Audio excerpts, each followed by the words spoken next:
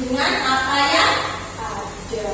Nah, kalau bohong anak-anak, apakah teman-teman yang lain menjadi suka?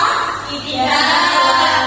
Jadi kita tidak boleh berbohong. Nah, coba disebutkan apa saja akibat dari bohong. Dari Mbak Andi dulu.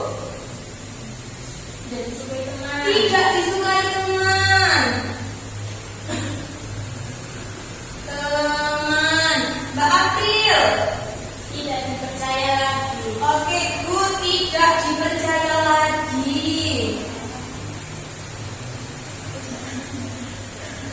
Mbak Habibah, apa saja akibatnya? Kalau kita suka bohong, apa ya akibatnya? Dijauhi teman. Dijauhi teman.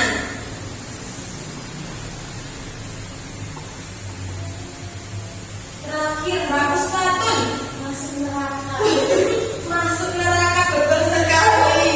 Masuk neraka.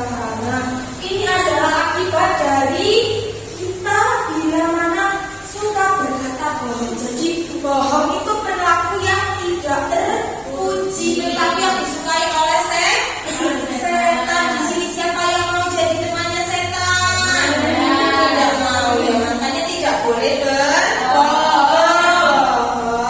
Kemudian coba bisa nggak ya menyebutkan contoh perilaku bohong dalam kehidupan sehari-hari? Contoh, Ibu kasih satu contoh ya.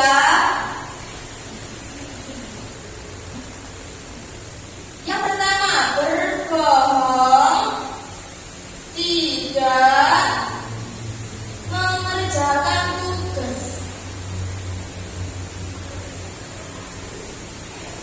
Nah, Ibu punya satu cerita. Jadi ada anak yang namanya Dani. Dia waktu sekolah bilang ke gurunya kalau PR-nya itu ketinggalan di rumah, buku PR-nya ketinggalan di rumah. Padahal sebenarnya Dani belum mengerjakan. Apakah itu termasuk bohong? Bohong. Sekarang coba ditulis yang ada di papan, bisa ditulis anak-anak di buku tulisnya masing-masing. Sudah? Oke, sudah. Jadi kita kesimpulan hari ini kita harus membiasakan perilaku jujur. Tidak boleh berbohong. Kalau berbohong akan masuk ke neraka.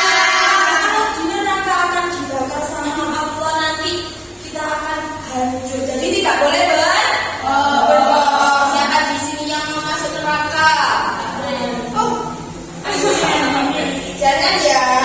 Nah, dari sini ada yang ditanyakan anak-anak? Tidak. Sudah paham semua ya? Sudah. Oke. Nah, coba Ibu sedikit bertanya. Tadi yang